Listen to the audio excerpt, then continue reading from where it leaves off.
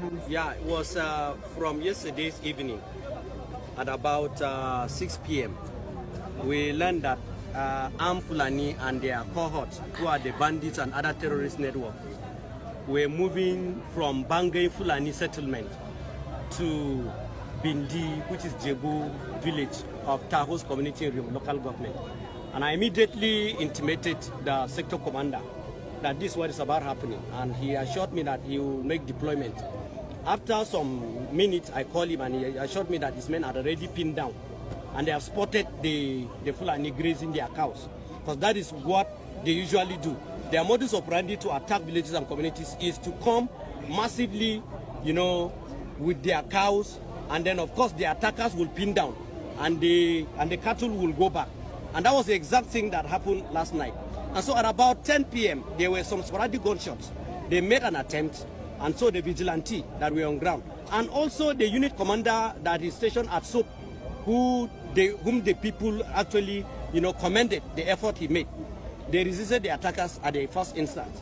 And so at about 3 p.m. or thereabout, the 3 a.m. of this morning, the attackers regrouped themselves and came.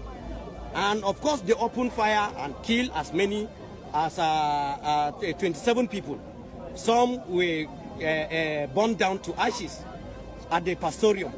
And it actually shocked us that despite the effort that some of the security made, we learned that there's another intervention team that was sent to come and respond or to add to the force of the security already on ground. We learned that those ones couldn't do anything.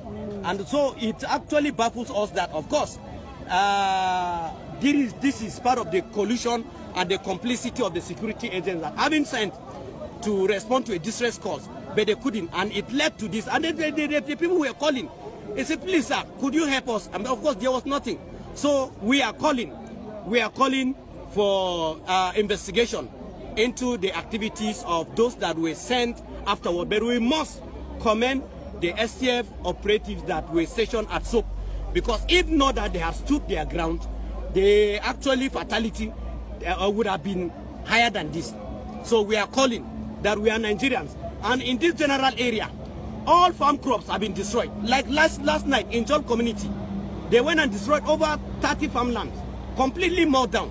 This did not only happen in Jol, it also happened in Mbati. It happened here in Rinyan the same night. Has there been anything that triggers this? There is nothing, my brother. It's just act of terrorism. A terrorist does a terrorist need to be provoked to unleash mayhem on innocent people? These are terrorists. It must be admitted. Government must admit that terrorists have infested and have formed their enclaves.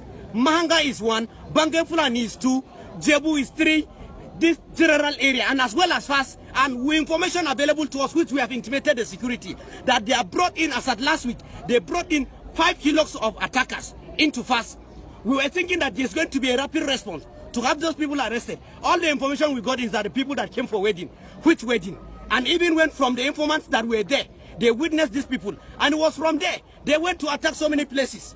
So we are dealing with attackers who are bandits, who are terrorists, who are armed Fulani militants, not Fulani headsmen. It must be known.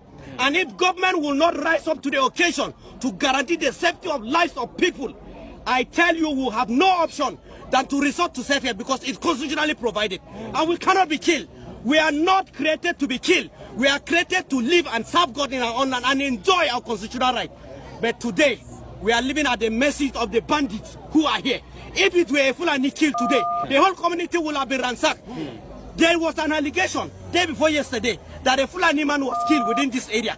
Military came and invaded this place. They came and ransacked the whole place. They are looking for a corpse of the Fulani, and that is the modus operandi of the Fulani. Whenever they want to unleash mayhem, they will frame up either a cow is Rasul or a cow is kinsmen are killed. And then there is no establishment. If it is the truth, why wouldn't they allow security agents to carry out discreet investigation to unravel that?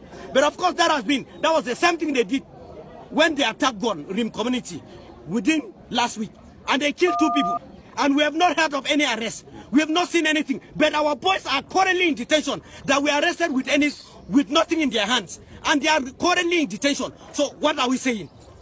Where on earth will this kind of injustice ever be perpetrated and then go free? If not because of this country, if not in this part of the country.